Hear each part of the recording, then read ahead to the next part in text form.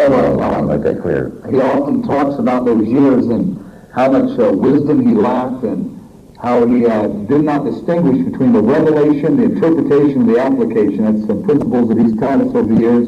That you can get a revelation, but the ability to interpret that revelation is a whole other thing, and then the ability to apply the interpretation is another thing. And sometimes the vessel that has the revelation itself doesn't always use it with godly application. And he would call out sins sometimes recklessly. He said that there was times where he was cocky and he was this and he was that and he was just having the time of his life. And the Lord began to deal with him that the reason these revelations were given was to edify the body, to help people. And I like that the divine humor when the Lord spoke to you about, leaned over heaven and said, if I don't give this voice some wisdom, I could envision him now in retrospect, looking over at the balcony of heaven and saying, if I don't give this kid some wisdom, he's going to wreck my kingdom. Because I really was well on my way for doing just that. So, Europe, let's go to 1957. You're in your 20s at this time, maybe 28, 29, something like that. And he goes to Germany and speaks to crowds of 30,000 people a night. Perhaps, this is my own commentary, the largest meetings of this type in the history of Germany, where the power of God was flowing, supernatural miracles, and I believe that was a prophetic signpost in those early years, even about Paul's, this is now me speaking, this is Paul speaking, and I believe that he's going to have a major role in Germany in the days to come, because the Lord established that in the 50s with him. William Branham was planned to go to Germany, but the Lord interrupted him. And tell us what the Lord told William Branham, what the Lord told you, and what he told your mother. Well, by 1957, it seemed as though I had arrived. I mean, I had gotten away from the sensational part of the ministry and thought I knew how to hear from God and thought I knew something about that application and, knew how to interpret the wisdom that came from above, or the knowledge. So I was in a denominational church having a meeting in Seattle, Washington.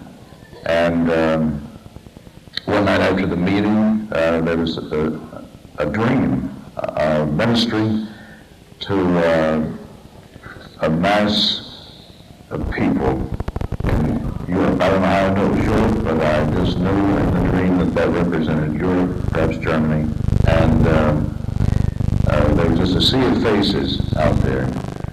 And I knew it was a prophetic dream and that I was to go to Europe immediately, it seemed. And I didn't know how to do that. I'd never been overseas up until that time.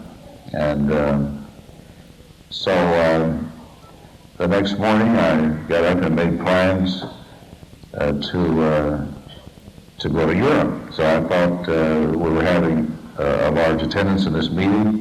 There were affluent people in the meeting, and I thought it would be a good time to take an offering to go to Europe. And I just knew there'd be enough people there that would give enough money for me to go to Europe. And I was looking forward to that. And then planned all day on how to take an offering and get enough money. I knew it was going to take a lot of money to go that far away and to do all those things and to see all that happen, because that kind of crowd could only come by spending, a lot of money. So, like advertising and restoring a hole, and because you didn't understand where the crowd was going to come from, because as far as you knew, nobody ever heard of you in Germany. No, I thought it'd have to come by promotion, like we'd been accustomed to, and a lot of PR work and that sort of thing. Well, anyway, I was in for the shock of my life. I got ready to go to the meeting and had everything down pat, knew how to pray over the offering and how to get things going that night. And so, just before I left, I had my secret weapon with me. My mother was staying in another room, and she came out of the hotel room or the motel room, and she said, "Son, I don't want to interfere with your ministry or your business, but I've had a visitation from the Lord, and he told me to tell you not to take that offering tonight." And so I thought, well, my mother's really, I thought, she never misses it, but she missed it this time because I want to go to Europe. And I said, Mom, you don't understand. This is very, very serious. And she said, oh, yes, I do understand. The Lord also told me that you were going to Europe right away, but you won't need a penny. You're not to ask for money. You won't need a penny. Your way's going to be paid around the world. And I thought, oh, my, this is just took all the air out of my air castle or my balloon, so to Now, speak. you haven't told her you were going to Europe. She knew nothing, absolutely nothing about it. That's one of the unique things about the situation. So I was so depressed. I didn't know but what my mother had missed at that time. I couldn't figure out, why the Lord would tell her I was going to Europe, because I had no way of knowing that. It was in my dream. I didn't tell her about that. And so I went to the meeting and got so frustrated that we didn't even take an offering that night for any reason, let alone missionary offering. So we didn't even pass the plates. Did you forget or purposely did not? Just forgot. And so I came home more frustrated because I thought, well, here's this golden opportunity. We've missed it. There's no way to raise enough money to go to Europe now, and I know that I'm going to have to go right away. And we're already, right into almost the month of July there, and I'm to go. I knew that I was to go in July to Europe. Well, that night, it seemed like it was after midnight, the telephone rang, and Brother William Branham was calling, and he was in Jeffersonville, Indiana.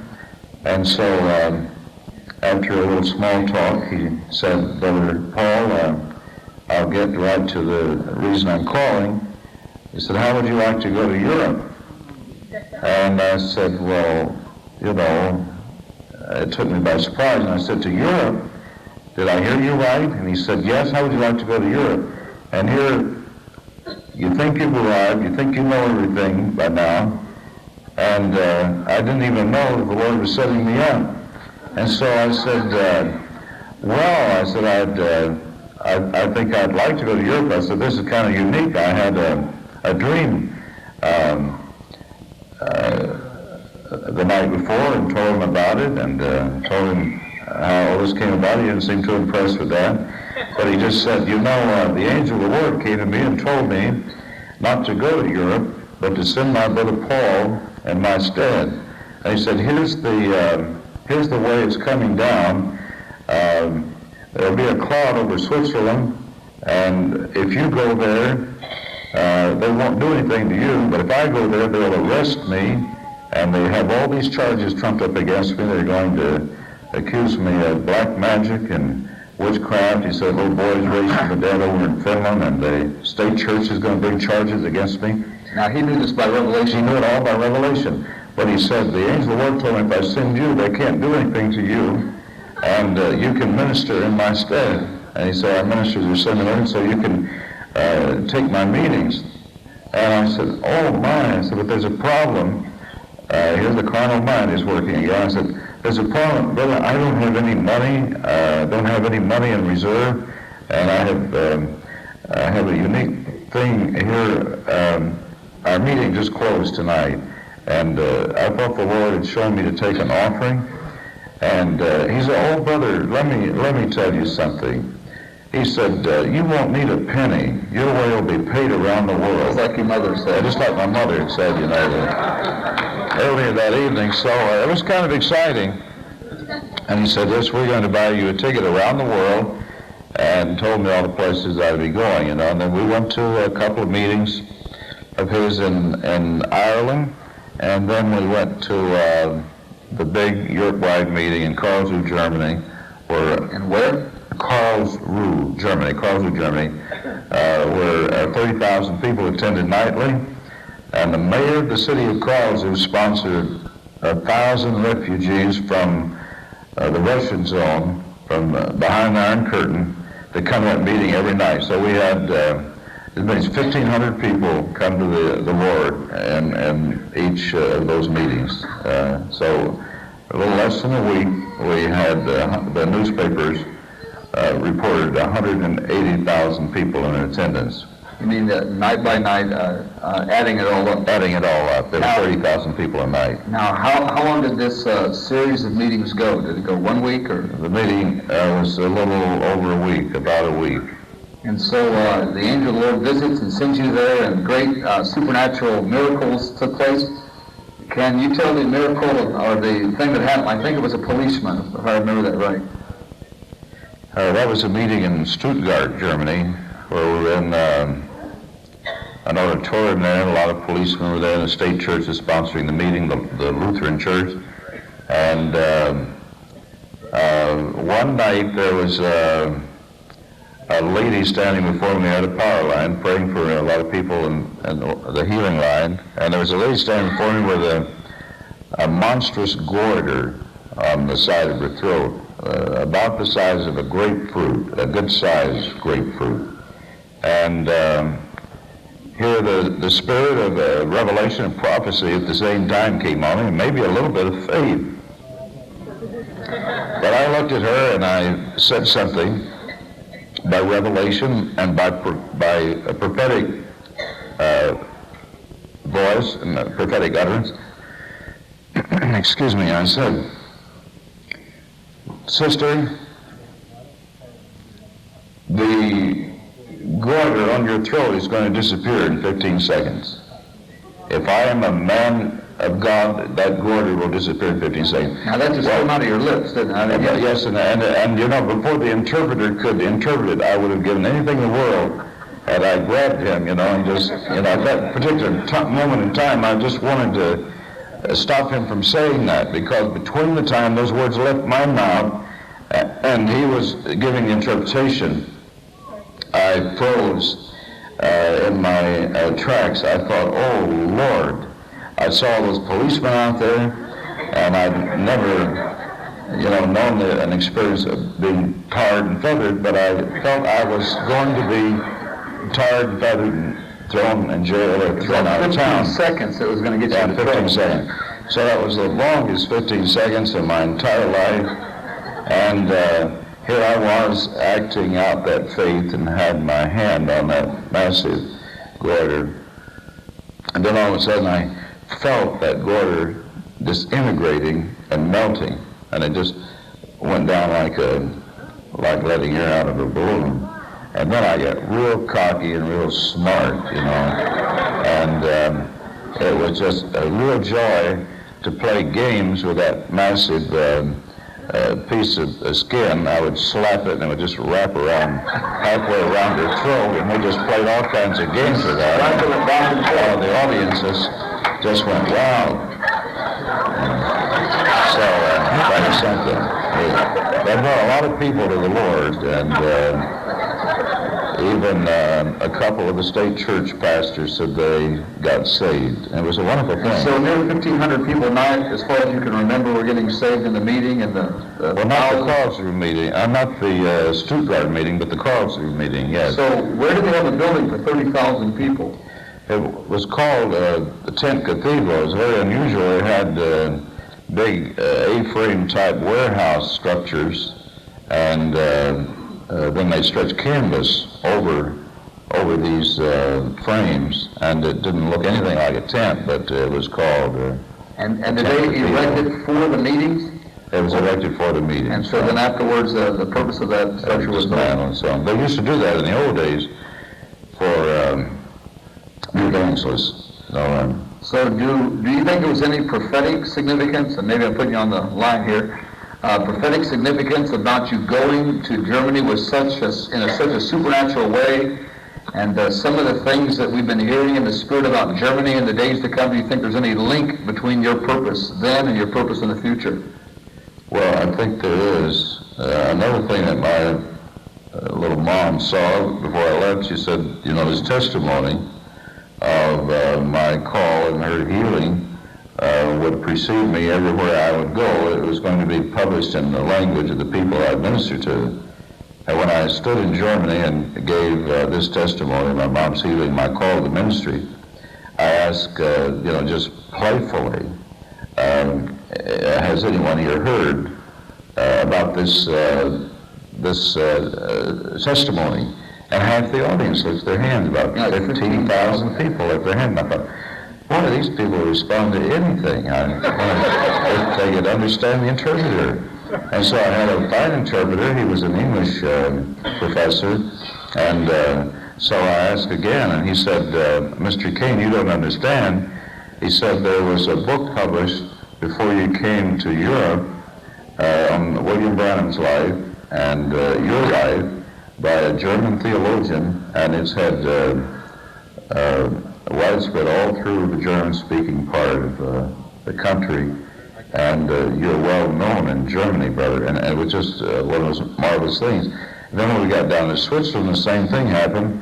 There was a book printed in the French language, and it included the testimony of my mother and my call to the ministry, but it was a little embarrassing because it was published in a book right along with General Booth, who founded the Salvation Army, D.L. Moody, and a lot of the big names. And here I was thrown in with all these great dignitaries, and it was very embarrassing. They didn't know what I was important to because of that testimony. So the angel of the Lord actually told your mother that wherever you would go in terms of other nations, that the story would precede you.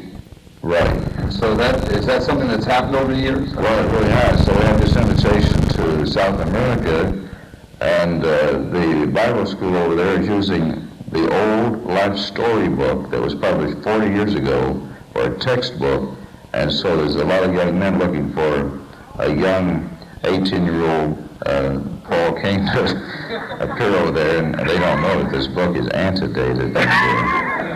Came from the... And just a little more, we're going to talk a little bit about William Branham, because he was such an unusual, had such an unusual ministry, very similar to the way Paul's ministry is now, a tremendous accuracy of revelation. But before we do that, I want to hit a couple more things. Raymond T. Ritchie, he was with you on that trip, is that right? Raymond T. Ritchie... tell him who he was and a little bit about him. You mentioned him last night, but go ahead. Well, he was one of the classic evangelists of a certain era, and he was probably the best-known healing evangelist of his day. In the 40s? Yes, in the early 40s, even the mid-40s. And he was a prophetic person, and had a tremendous healing ministry. He would lead sometimes 10,000 people in a parade in a street like Tulsa.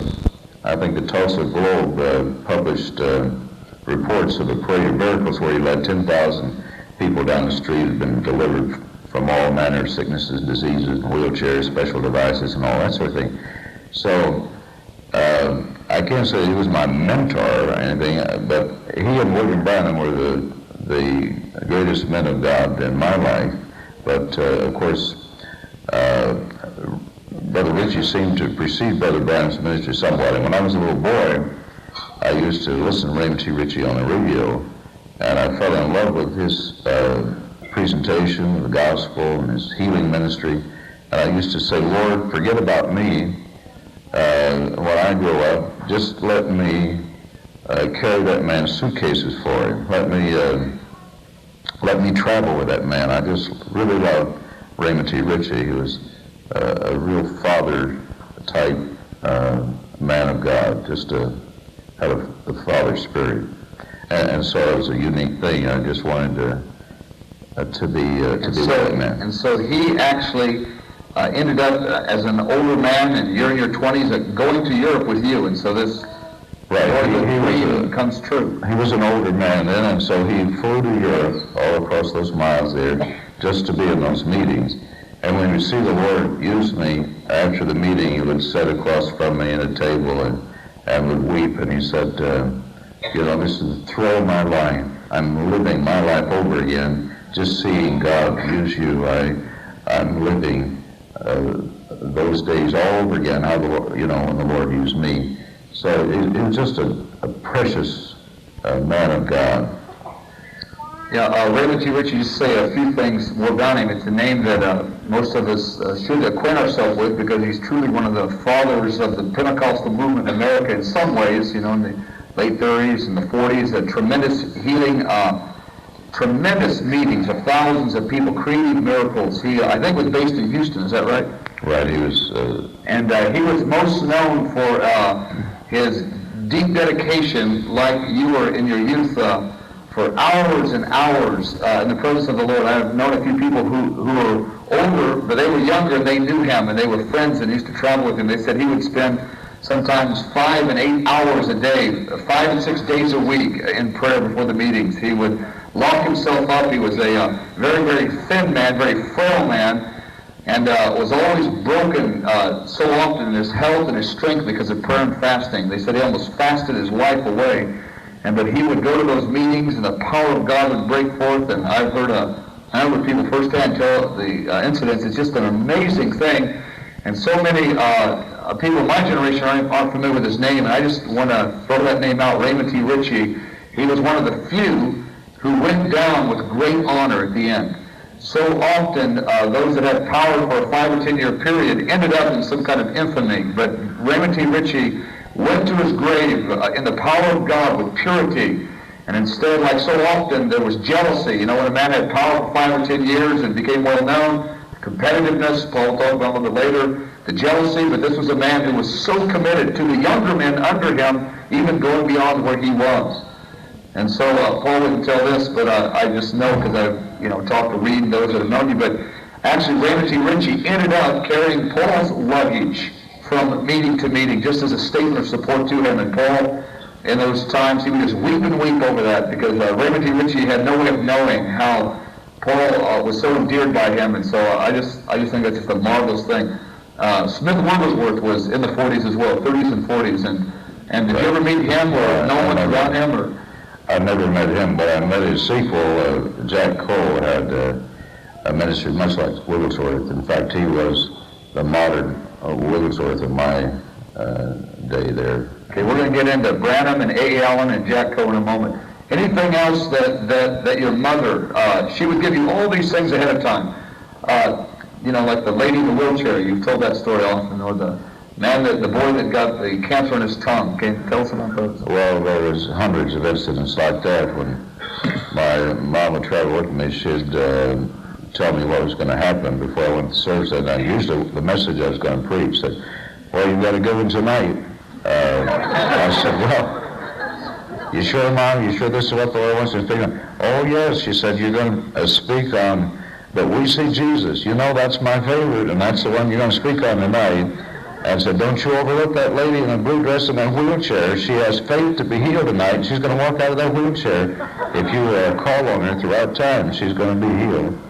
And so that boy there,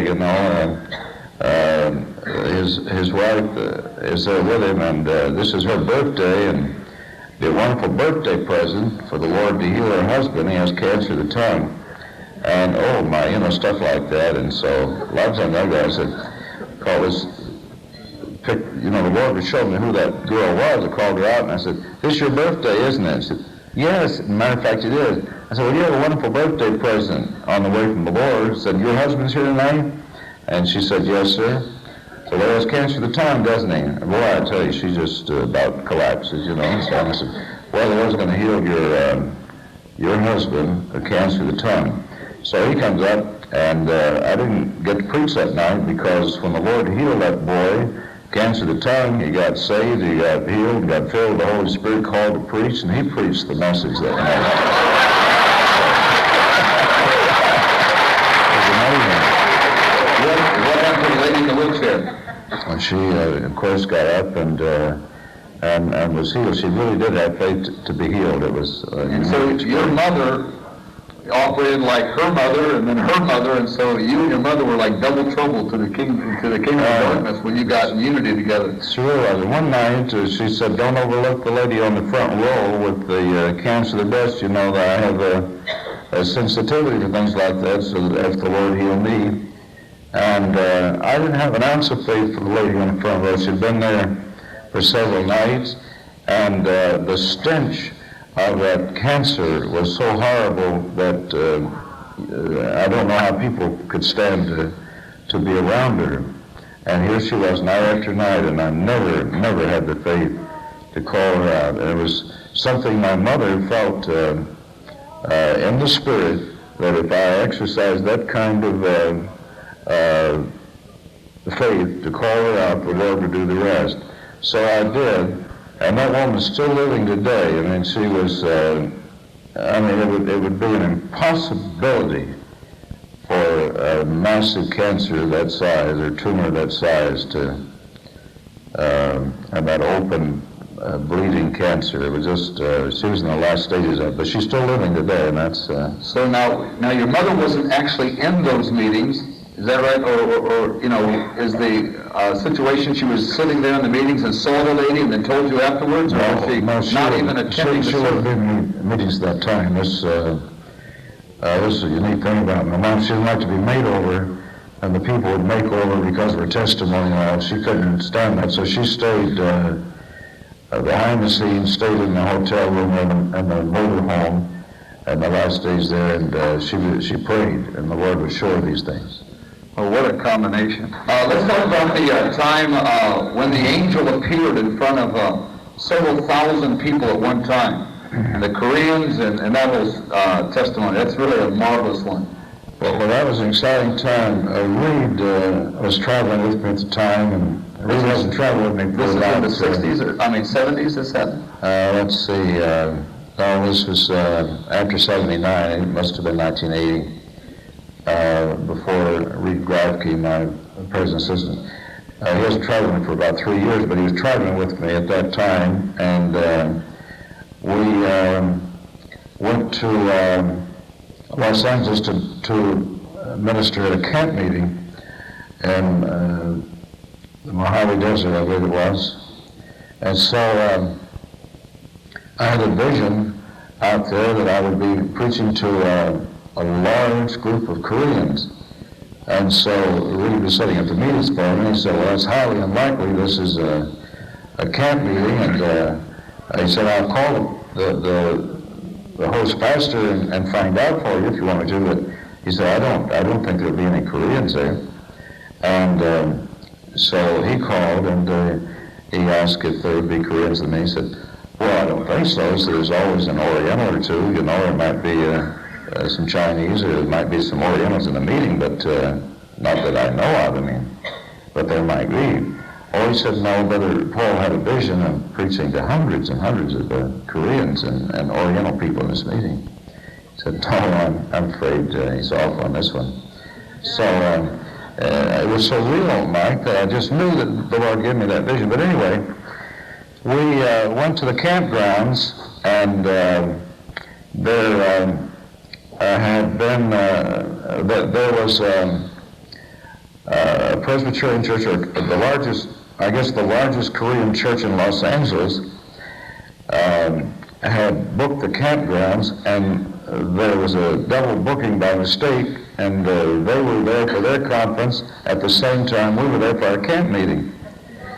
And so here, all of these hundreds of Koreans were there, and we had the tabernacle, and so they got the idea that we would merge the meetings, and because they didn't have a place big enough for their evening meetings. So they brought all their people in. Here I was ministering that night to all these Koreans. So I began to tell the story about mother's healing and the angel coming to her.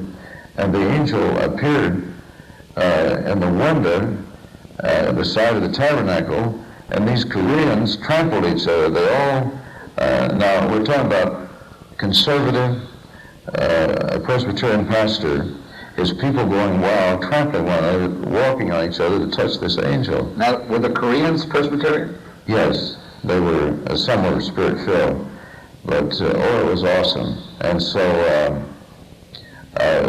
the pastor wasn't there that night, the Presbyterian pastor, and you can imagine how it blew him away when these members were telling him what happened the night before, because he was evangelical and didn't quite believe in those things.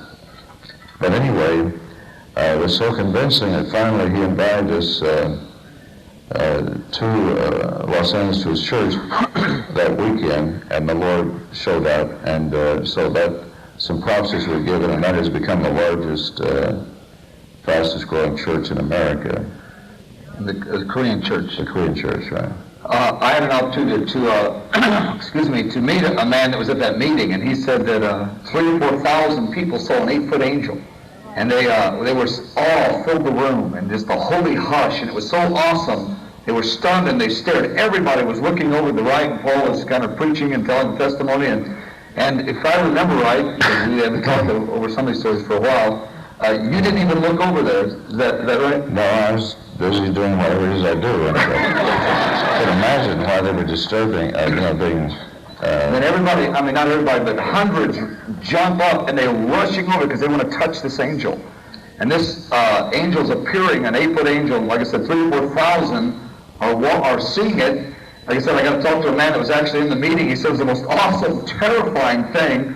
And I don't think any of them ever touched them. I didn't ask them, but they all ran over there, and the angel, I think, appeared about 4 minutes, 3 or 4 minutes total. And there were other examples. I know that you don't like getting into this, so I'll just barely touch it, where several times in the last number of years, angels have appeared in the meetings that Paul's ministered at, and all the people, over half the people saw the angel appear right in front of the thousands at a time. And I know that the Lord has spoken to you, as well as many others, that the appearance of angels, ministering spirits, Hebrews 1:14, to minister to those that inherit salvation, they're going to have an integral role in the end-time ministry, even the actual appearance of them to massive numbers at a time. And so that's really something to consider. Obviously, there's going to be the counterfeit, we understand that, but I mean, those that are standing true to the testimony of Jesus, that are honoring the work of the Holy Spirit, that are upholding the Word of God. And so, do you have anything to say about what you see about the future and the angels' involvement in the end-time ministry? Do you got a sentence or two to add to that? Well, there seems to be a lot of criticism from even evangelical circles about angels, but if Jesus had them come and minister to him, I don't think there's any harm in having them minister to us.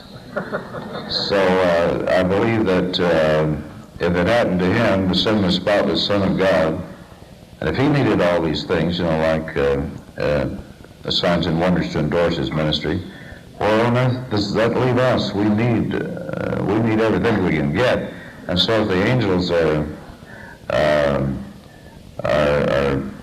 paying visits, I want to be on the list.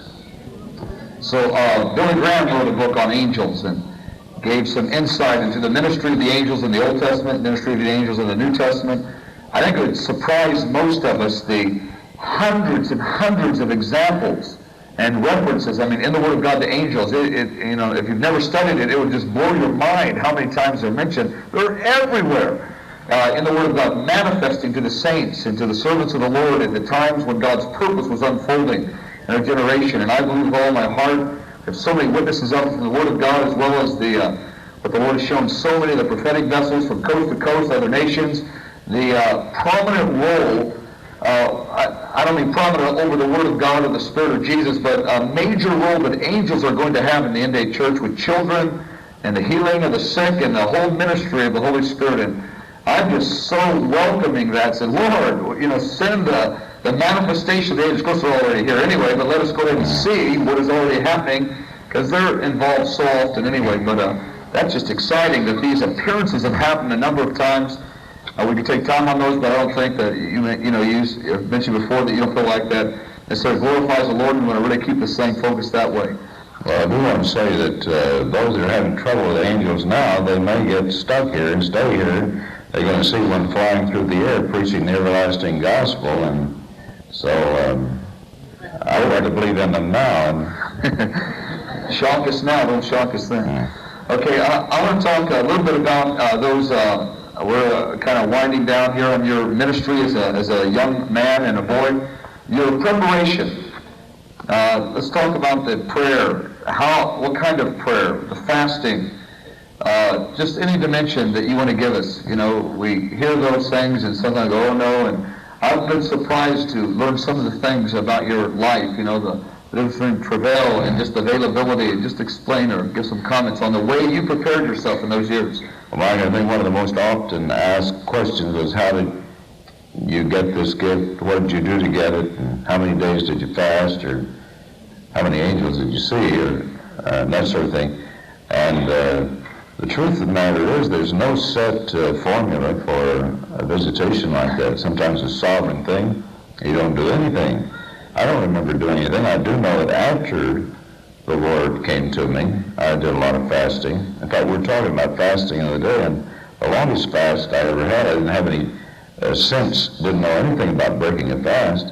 So I came out of the mountains, the place where I had a Quonset hut and a cabin, in this isolated place, and so I came out of there after this long fast and found a greasy spoon restaurant and ate a large bowl of chili, maybe 2 bowls of chili, and a side of mashed potatoes.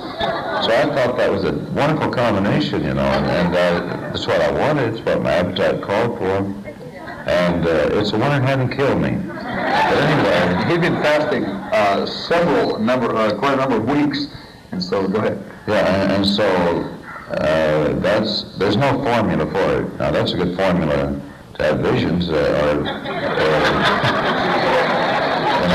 there's no real. It's being sarcastic for people to understand. I was trying to be funny, Mike, but the part of it that thrills me is that those men that did fast for 40 days, many of them got power.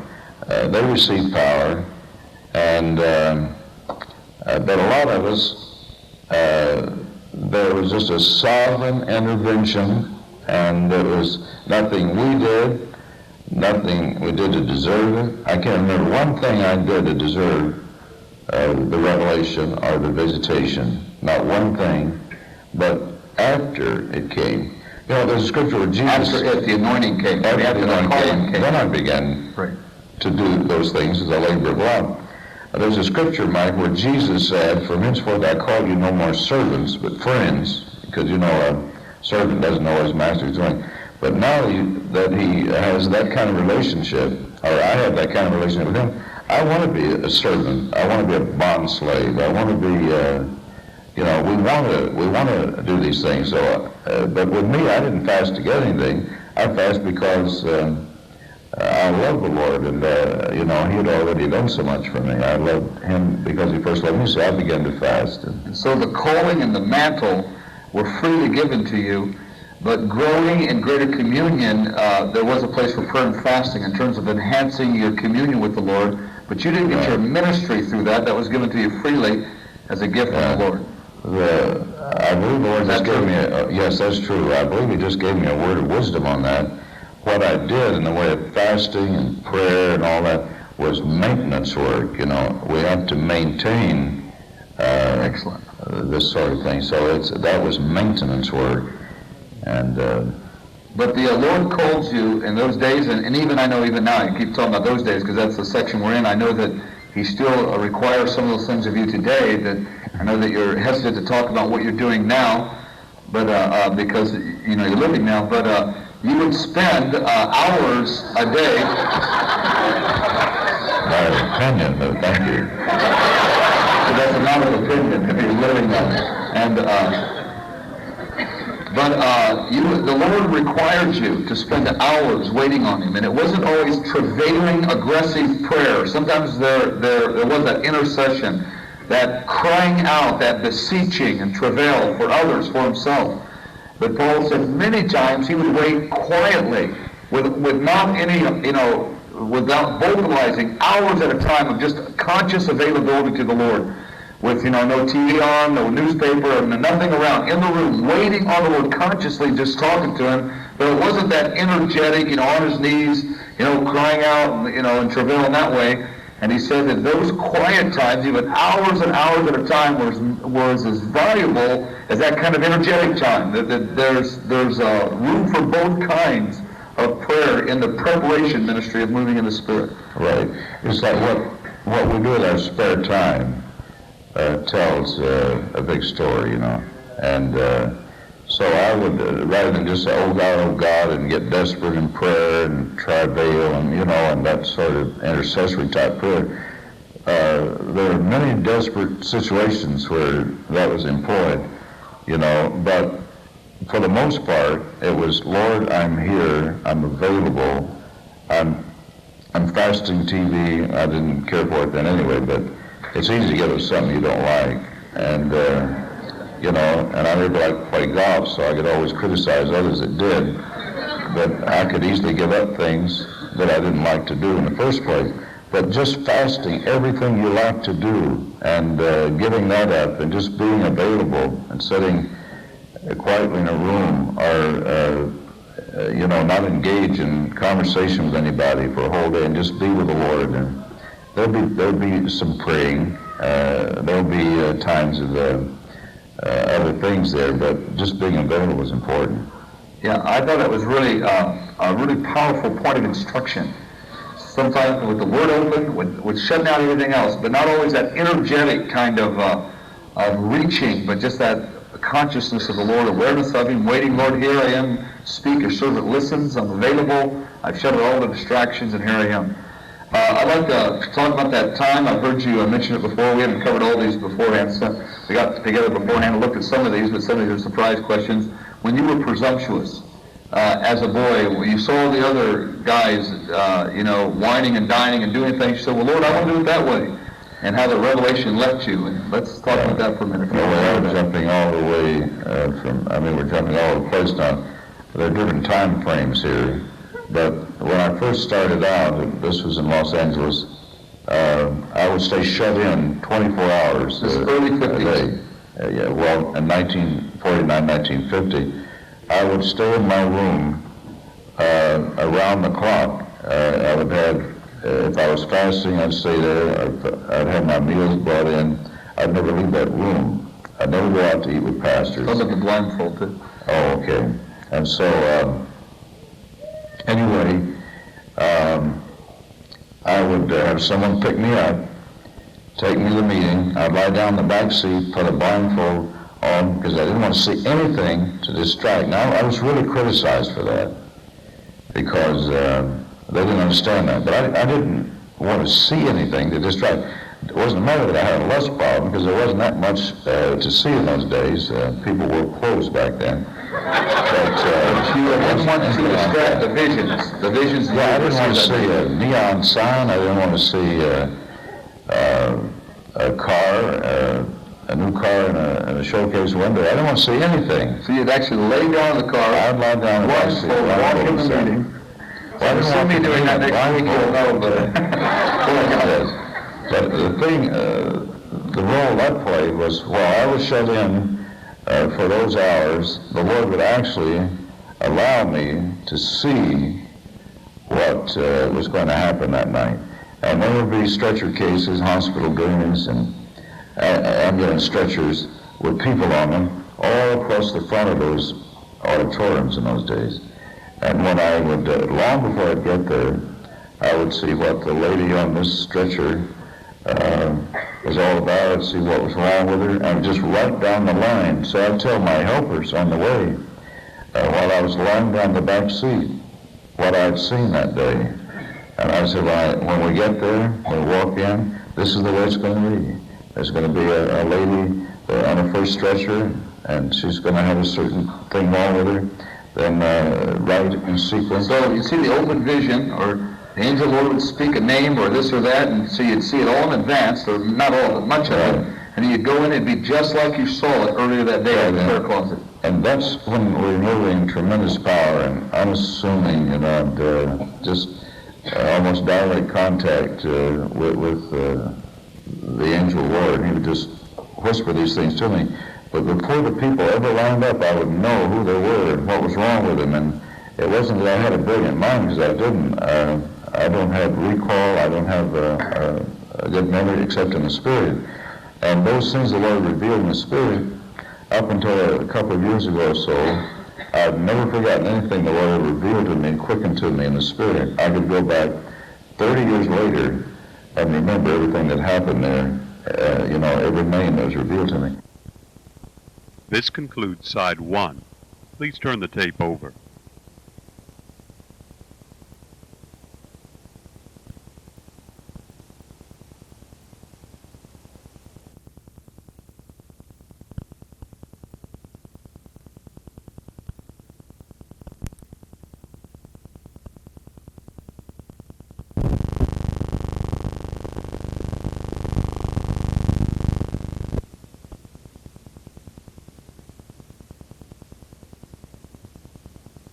At one point in Los Angeles, I felt that I would be able to do this without staying shut in all day. Because the other guys because I met others in the ministry, and there was some power ministry in those days, and they even went to movies, they went out to eat, they went sightseeing, and they did all kinds of things during the day, go deep sea fishing and all that, and I never did do these things. And I felt that was the secret to the power that I had with the Lord. Well, anyway, I felt, well, if they can get away with it, I can too. And so I thought, well, I don't need, to be shut in. So I started visiting that day and enjoyed telling funny stories and just having the time of my life. And I really had more faith that night for the meeting than I'd ever had before, because the Lord set me up. I had just as much revelation that night as I ever had, maybe more. So I had all these people lined up, and the first lady in the line, I knew her name, I knew what was wrong with her, and I could go down maybe 75 people just in a flash like that, and I would know pretty well what was going to come down, like the third lady there having trouble with her husband, and there's divorce here, and just right down the line, just powerful. And so the very first lady, now let me tell you, just the night before or so, this is the way it came down. First lady in the line, your name is Mary Moss. You have been dying with cancer for 6.5 years. You have 6 cancers in your body. Mary Moss, go home. The cancers are dying or dead tonight, and you will live.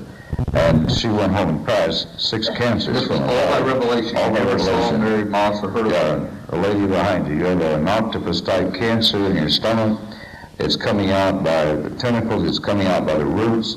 Go to the restroom and vomit this cancer up. You're healed. She went and vomited the cancer up, and so she and Mary Moss got together and went to the Greasy Spoon hot dog stand, and she had 2 hot dogs with mustard and onions and everything on it just to test her healing. And Mary Moss went on past 6 cancers. So that sort of thing. You could do 75, 100, sometimes several hundred in a meeting, depending on where the intensity of the Spirit. Every one of them wasn't that dramatic, but I mean, there would be knowledge of them, but not everyone's that dramatic in the healing, but there would be some kind of revelation to trigger off some faith. But anyway, it was greater that next night, and that was the day that I spent haphazardly visiting and all that, and presumptuously thinking I'd get away with it. And so I was really smart like that night. I stood up there and I looked at that lady and I said, lady, you're really in for it. I said, I see everything in your life. I can tell you everything about your 75.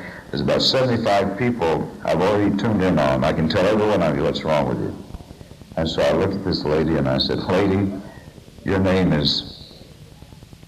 And I went blank. I mean, it just seemed like everything I had ever had in the way of revelation, just like you poured a can of paint thinner out on me and just took it all out.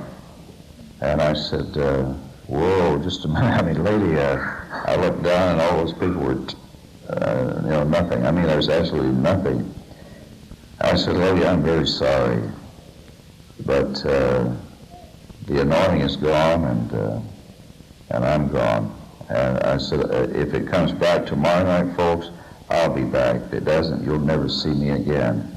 And so I went home and cried all night that night and asked the Lord to give me another chance.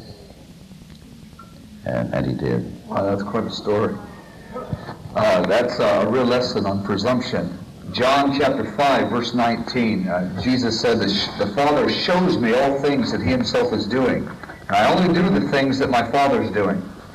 And I've come to understand through Paul's ministry, through William Branham's, that Bob Jones moves this way a lot, that what Jesus was talking about in John 5:19 is that the Lord would show, the Father would show the Son ahead of time.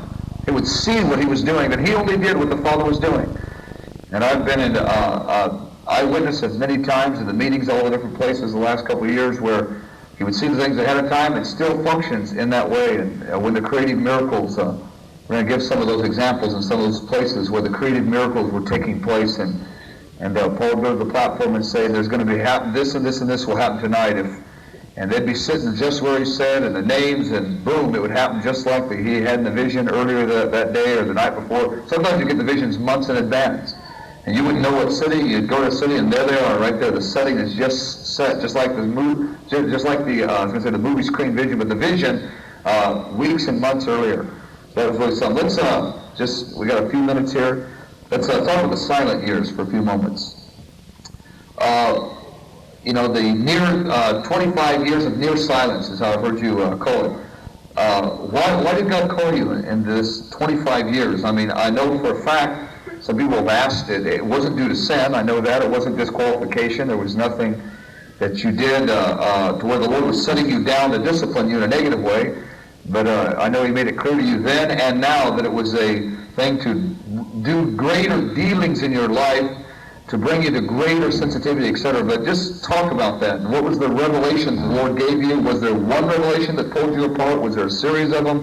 And why do you think the overall reason for God to set you apart like that for 25 years? Well, it could be that I misunderstood this, but I don't know for sure that I was ever called to play a greater role in the healing movement. I think I fell into that. In the 50s, we're talking about the movement in the 50s. That was not your major calling in life. That was not the ultimate. That was not what God called me to do. And later on in life, that's when the Lord gave my mother this warning, you've not yet done what I called you to do. And the healing movement was not what God called me to do. I was just kind of a natural, supernatural, not even a misfit. I just fell right into that. And that wasn't what the Lord called me. Once he spoke to me and said, I didn't call you to be wealthy and famous. I called you to be obedient.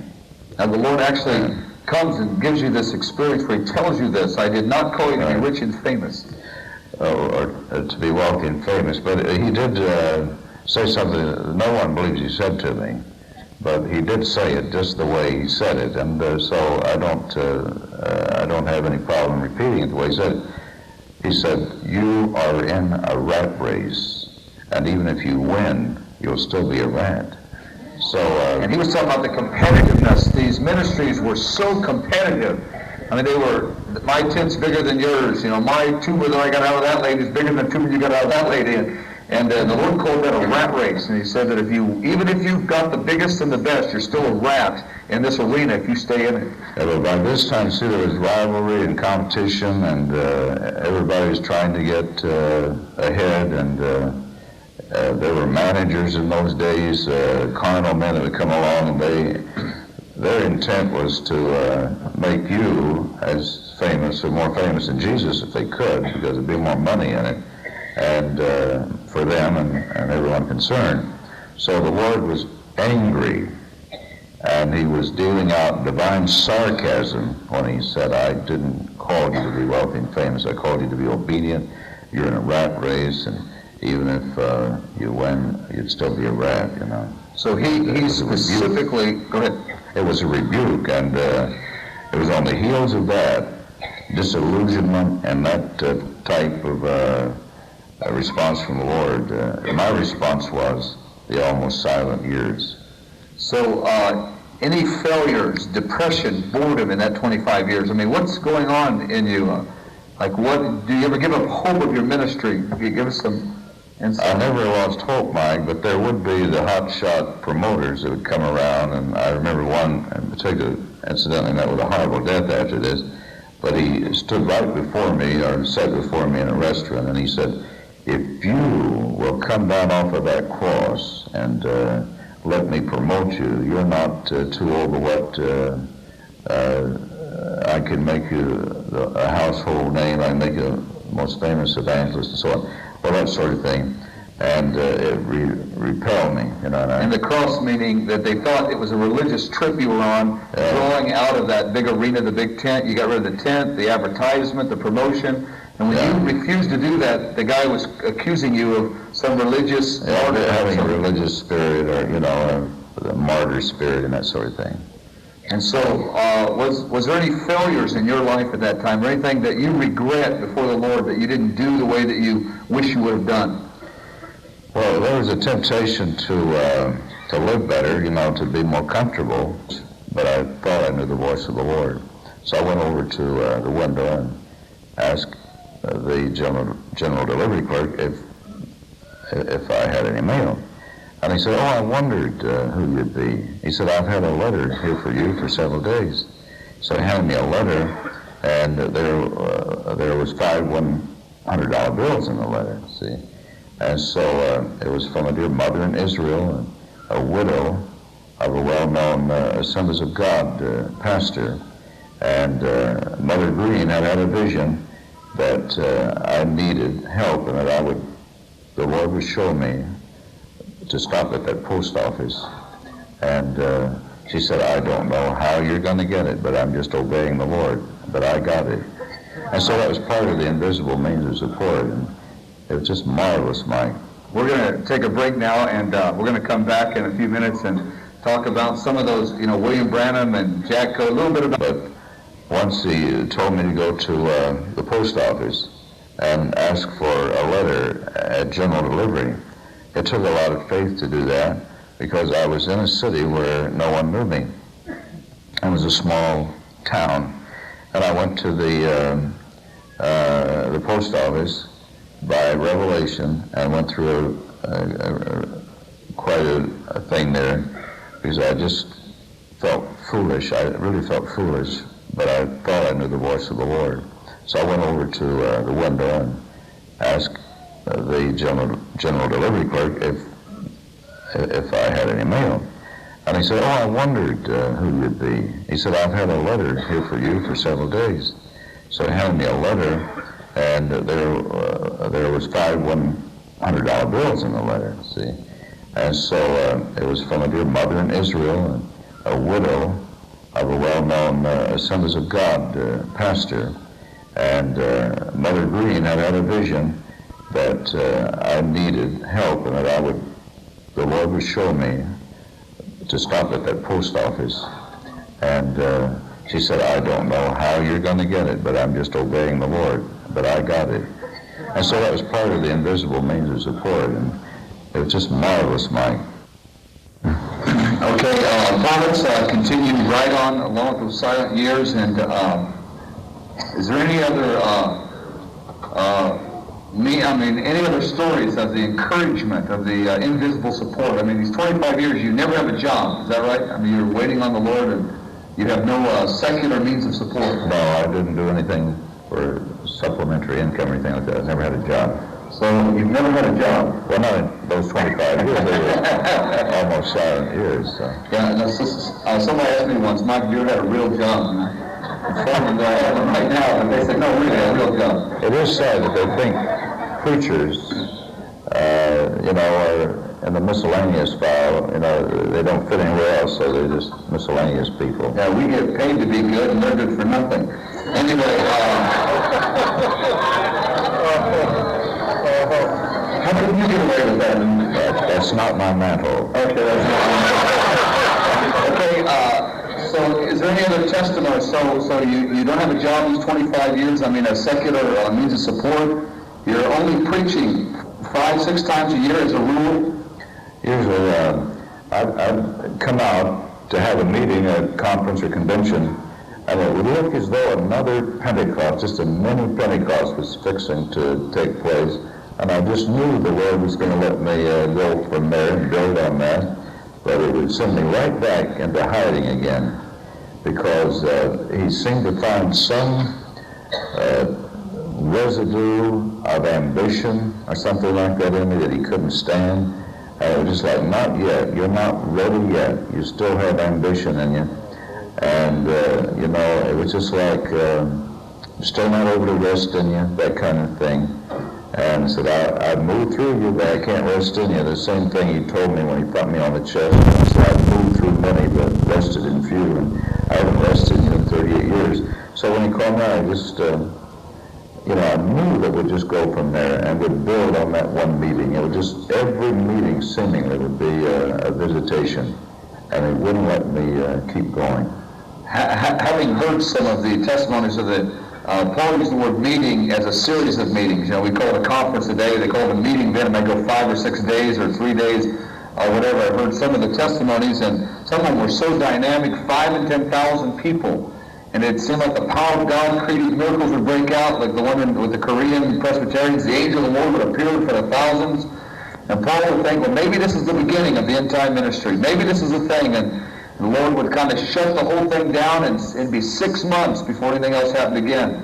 The Lord made him know there'd be a time when it would begin to happen, and then it would not stop to the end, and it would go on and on and on. And I believe that began in 1989.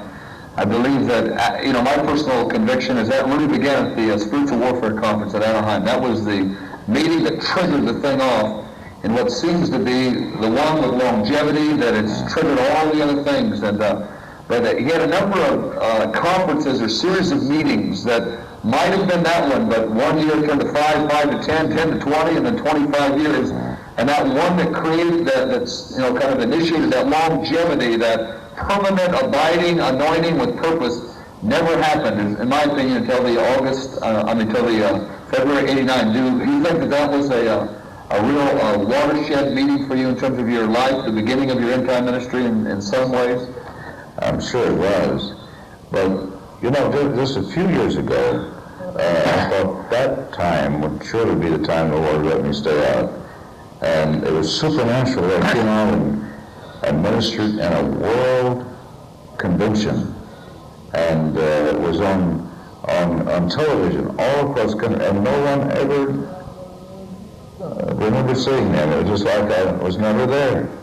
And it just blew right in the middle. It was in essence saying, not yet, not yet. Right. And so the Lord would never allow me to build on anything. I think it was last May of 1989 when the Lord gave you that visitation of the dog. You're like a little dog chasing the train. If you catch it, you're not going to know what on earth to do with it. Speaking of all the providence, and then he told you this. I don't think you brought that out. That he said, all those years in your youth, he could not trust you. And so he was talking about that, even that 25-year period. He could not yet trust you in the full way that he needed to be able to release you. Right. I think there were times I thought he could trust me, but I'm talking about that complete. But after things began to go sour, you know, and the healing movement and all that, I don't know of anyone that he, you know. What I mean is, I don't think he could trust any of us because we had our own agenda. We had, you know, we're building our own kingdom. What was it like watching your friends that you were so acquainted with in the 50s? You know, these massive ministries, many of them 5,000 and 10,000 seat tents and big arenas filled up with the power of God. You saw them fall, not every one of them, but many of them, one by one, taking home in premature death, exposed for a scandalous activity. What would that do to you as you watch them one by one go down as you were in these silent years? Well, one of the greatest tragedies was a best friend, and Jack Cole was one of my best friends. I remember preaching all of his camp meetings with the exception of the last two, I believe. And he died at 38.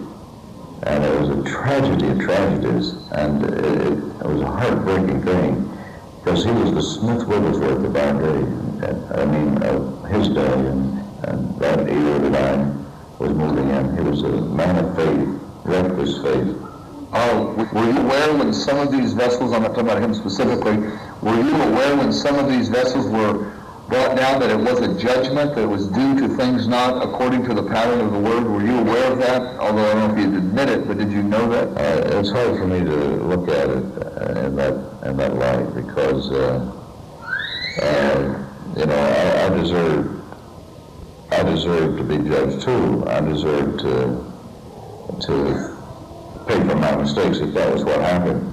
I believe a lot of it was a lack of wisdom, a lack of knowing what the Lord was required, and then we didn't know how to take care of ourselves and that sort of thing.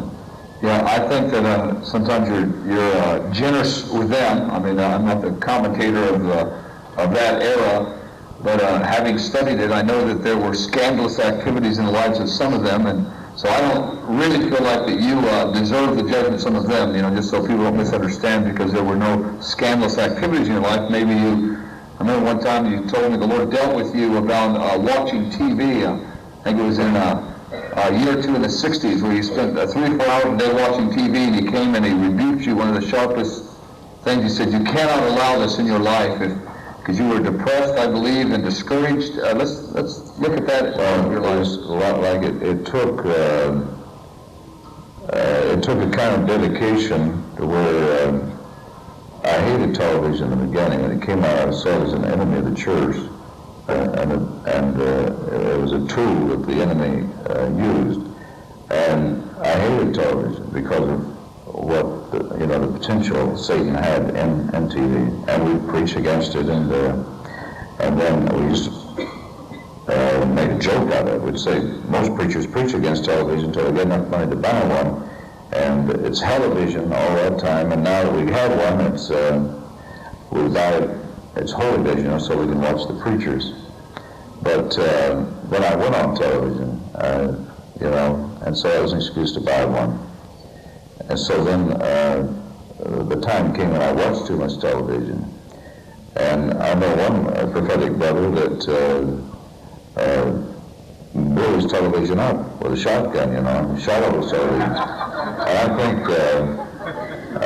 I think he made a point. But another thing I'd like to see blown up is that invention of Alexander Graham Bell. We need to shoot the telephone too. I mean, we need to destroy that. And again, just for your enemy's sake, he's being sarcastic, because you're going to have some people hear you say that and think that you're really advocating that. Are you? No, only if you use it the wrong way. There you go. Television, one thing, the telephones have made more hypocrites and more liars and gossiping, maligning, unbelieving believers than anything else. It's worse than television.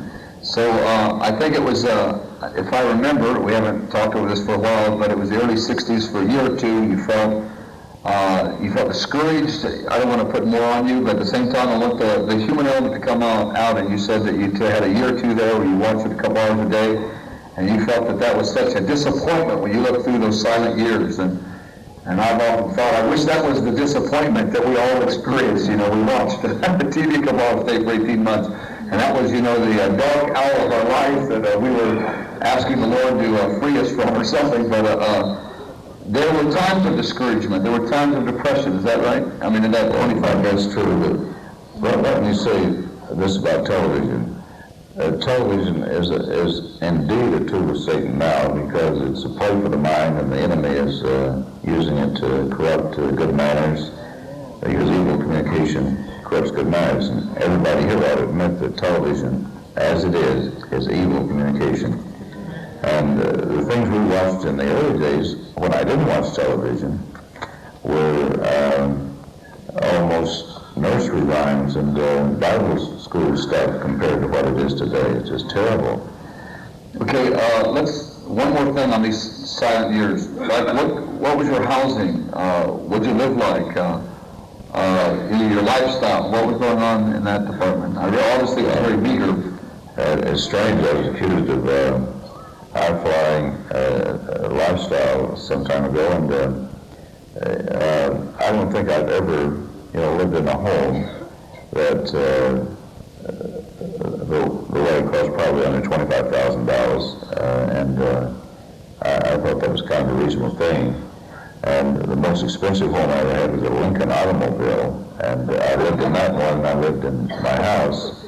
It was more or less my office, and I stayed in a Lincoln motel many nights because I drive all night, so I got a lot of criticism. I'm not taking up for that, but Now, when you were in that real high-powered ministry in your 20s, did you overdo it financially in any ways?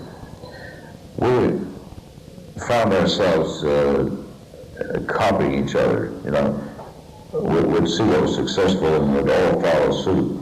And so we took large offerings. In fact, for 25 years, I never took an offering because there were abuses in taking offerings. We'd spend more time taking up an offering than we would preaching and praying for the sick and getting people won to the Lord. We actually spent more time some nights taking offerings. So to bring things back into perspective and back into balance, I just felt it was wrong for me to ever have anything to do with money in that sense again. So I stopped taking offerings altogether. So at the beginning of that 25 near silent years, at the end of the promotional era, etc., you told the Lord that you weren't never going to take an offering again because of the abuses, etc. Right. And so you stayed true to that. But I'm talking about that 10 years. I'm looking at negative aspects of your life, is what I'm aiming at. You mentioned that there was promotional spirit, that right now you look back and you say, I don't even agree with it. Though, you were looking at the older brothers that were doing it, the other ones, and they were all copying each other. But I've heard you mention that some of the things that you did in those days, just the promotional and the hype and some of the, this guy got a big car, you got a big car, he got a big car, and you said you wouldn't do it just the same way today as some of those different things that you did back then. You have anything to... well, those things are, important today, so they don't even catch up, but they're keeping up. Yeah, there you go. Okay, let's move on to the next subject, some of the key vessels of the Lord in the 50s. Because you knew them personally, you were in their homes and traveled with some of them, and to many of us, we've read about them, studied their lives, and here, you sat with them as a young boy, evangelist, 18, 19, 21, 22, and you knew them. Let's talk about William Branham. Let's describe the ministry of William Branham. The accuracy, the power, the meetings, some of the things that were happening in the 50s under his ministry. I met William Branham in 1947. I was just a little more than a boy preacher.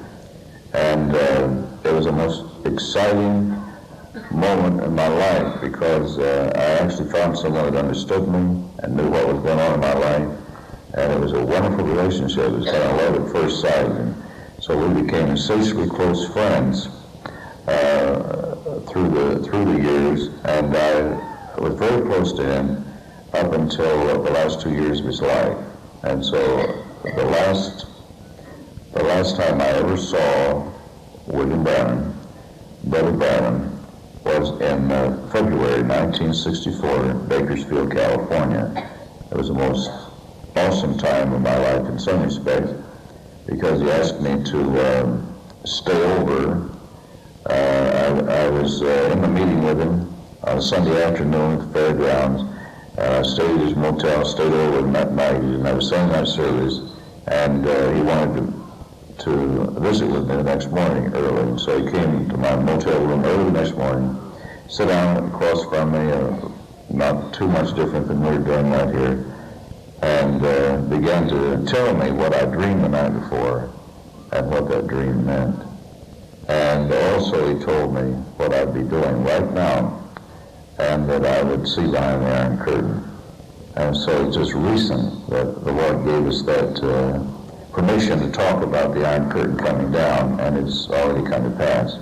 So he would have crowds of 5,000 and 10,000 as a rule, sometimes in the tents, the biggest city auditoriums. I'm telling for the people who don't know him, and he would get up and call many times 50, 100 people out, tell them their names, addresses, very similar to how Paul we've seen him do, and we've seen him do actually a lot more outside of Kansas City because the Lord is preparing you in your humanity here. But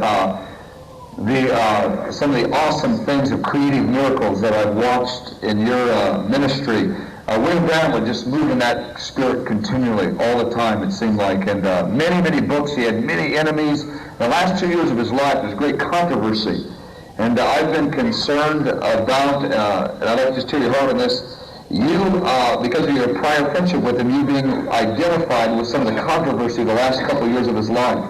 He had a manager that said different things about him. He made some statements that seemingly, obviously I didn't hear him make them, but seemingly were very unbiblical at the very end of his life. Do you have any insight into that period? Because he's a very controversial figure because of those last 2 years.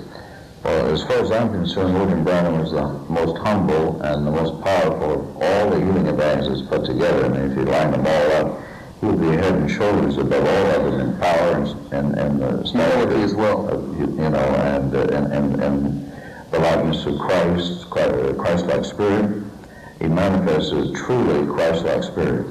Now, the last 2 years of life, there is controversy on who said what, whether this is William Branham talking or this is somebody else writing with his name on it. And I don't have permission to get into that.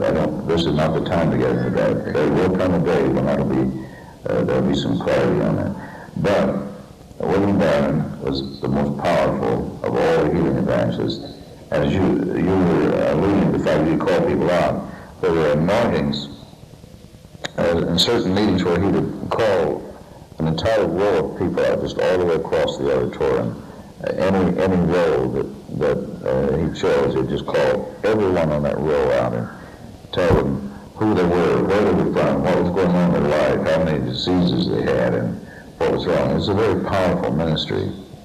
And he probably had more ability to tune in and go into depth, as far as a person's life and what they were thinking and all that.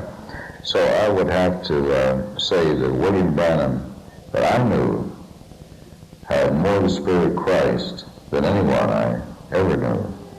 But I did not have anything to do with this dear brother the last 2 years of his life, or almost the last two, from February 1964 through December 1965, when he met him. The fatal car. Had a fatal car, right. So he would operate in the spirit in a similar way that you would do. He'd wait on the Lord hours a day. He would see the open visions. He would go there and they'd be laid out just exactly like the vision of the Lord. I've read several of his life stories. I know that a number of you have, and really powerful, the things that were happening. Now, do you think this kind of level of prophetic ministry is going to be returning to the church? And do you think there's going to be a number of vessels of the Lord moving in this level of accuracy? I think it'll be exciting to see the corporate structure moving that way. But the prototypes the Lord has given us has been wonderful. Now, one thing we've learned from the mistakes, we've never learned from mistakes before, but we're learning from the mistakes this time. And I feel this time we will have to learn from the mistakes that were made, the latter rain and the healing movement and the charismatic movement. But one of the things the Lord has definitely quickened to my heart and spoken to me clearly about is that He's going to take the very best, His very best out of the latter rain, the healing movement, and the charismatic movement and deposit it in the last day believers. It's going to be a synopsis. It's going to be the best of that, the best of the other. I mean, the best of all three, and plus. So we're going to see that level of prophetic ministry plus. Wow, that's fantastic encouragement. You know, we've seen Paul and heard testimonies of the things the Lord's doing in him now, and he said, I'm not even touching the realm I was touching when I was moving in as a boy. And the Lord told him that the anointing he was moving in then is going to be far surpassed in the end-time ministry when the Lord begins to really release that. My heart's so full of faith and courage just about that. Mike, some theologians are always writing John Wimber. We'll talk about him, I think, after a while, won't we? Yes. Good. But anyway, they're writing him saying, you can't afford to be associated or identified with Paul Cain. he's doing the same thing and starting the same way as the latter rain and the healing movement. You can't afford to have this. And so I say, so what? Because those things started right. The only difference between what happened then and what happens now, I mean, that was then, this is now. We're going to do it right this time. And we're going to see the Lord come on the scene. The Lord will not do that. Amen. So what? Amen. I like that. Actually, it's quoting the Lord. And the Lord spoke to him one time and said, so what? And da-da-da-da-da-da. So you said that with authority, but I wanted them to know who said it before you did. Well, I don't mind giving him credit.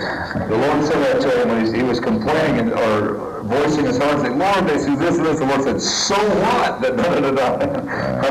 Thank you, Lord. You know, I love that. So you were in your 20s, and how old would William Branham have been when you were associating with him and having that opportunity? Well, it's hard for me to figure out because everybody seemed older than me. Could he have been in his 40s? Oh, yeah. You know, I really don't know. I think he was 50. Oh, 40s when he died, okay. so. Okay, that's 40s is pretty old. Well, that would have been old then, yes. Yeah. Anyway, I'll let you regret those words, but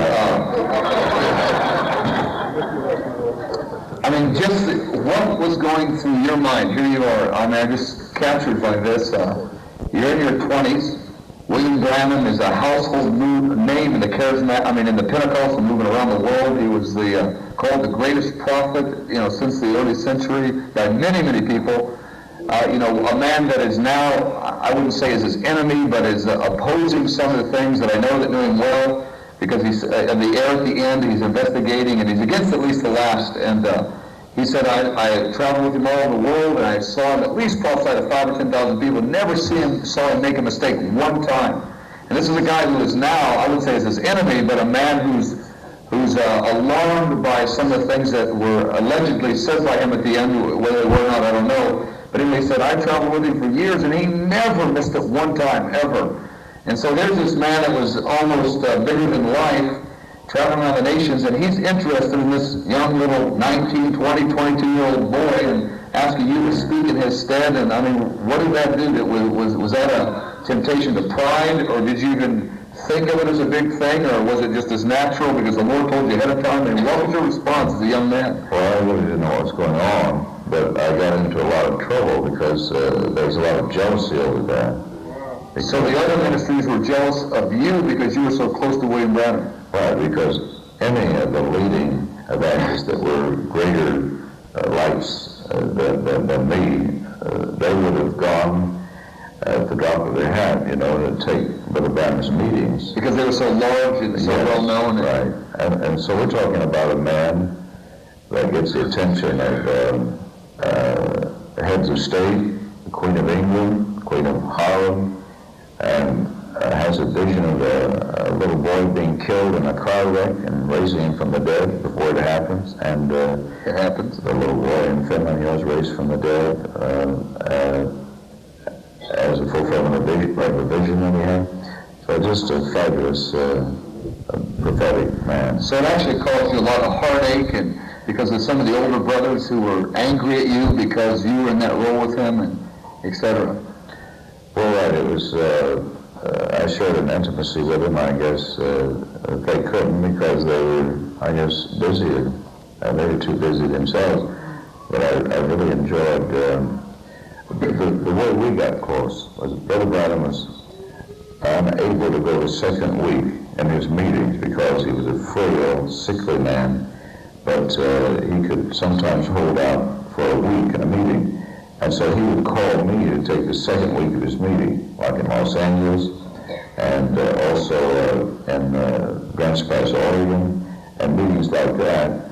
And Grants Pass, they built a tabernacle seating 4,000 just for his meeting, and so they felt they needed the full 2 weeks. The people were there, and want to make it worthwhile after building a tabernacle. So Brother Branham gets tired the second week. He calls me to come and take his place. So we just continued the meeting, and that was kind of the association we had. Yeah, I don't think it was just that you took time to listen to him. I think that the nature of your gifting is really what William Branham was tuning into, from his point of view, because obviously any guy could have gone and preached, but the people were looking for the kind of ministry that was mine. Well, no one knew the William Branham I knew outside the pulpit. He was boyish and a lot of fun to be with. He'd throw rocks at you. I mean, would hit you, maybe just... He stoned you once? Oh, he would go out and draw a line in the dirt with his foot, and he said, now cross that line, he may have done, I won't say who that way one time, but just kidding, So it was a lot of fun to be with. And we developed this whole thing between us, that he would greet me, some morning and say, hello there, you're feeling fine, how am I feeling? And so it was... And by revelation, you would answer, well, William, you're feeling this way, and then he would answer by revelation, well, Paul, you had a hard time, etc. I never called him William. I always called him Brother Branham. A lot of people call him Brother Bill, but I always call him Brother Branham. He was a very gentlemanly type person. Well, let's go on to Jack Coe. Jack Coe was, probably the second most prominent man in the healing revival at that time. This 12,000, eventually a 22,000 seat tent, and there's, late 20s, early 30s, moving across the nation. Powerful creative miracles. The lame walked, the blind saw. Tell us a little bit about the kind of man he was and describe him for us. One of the greatest miracles in under Jack Coe's ministry was Jackie Rhodes, a woman who turned to stone, literally turned to stone. That was a medical name for it, but I can't remember how to pronounce it, but she had literally turned. Her skin hardened and right, you could... calcification on her bones. But yes, I forget the medical terminology, but she was, I think, a Methodist, and she was gloriously healed and most convincing of any testimony. As far as I know, she's still living. I heard she was still living. And she was like head to toe in that condition and then healed? Right, just literally turned to stone. I've seen similar cases, and you could actually knock on their arm or on their leg, and it would be just like knocking on marble, It's just... This concludes this tape presentation from Friends of the Bridegroom. For more information on resources available from Mike Bickle, as well as news about upcoming conferences and live broadcasts, visit our website at www.fotb.com. Thank you.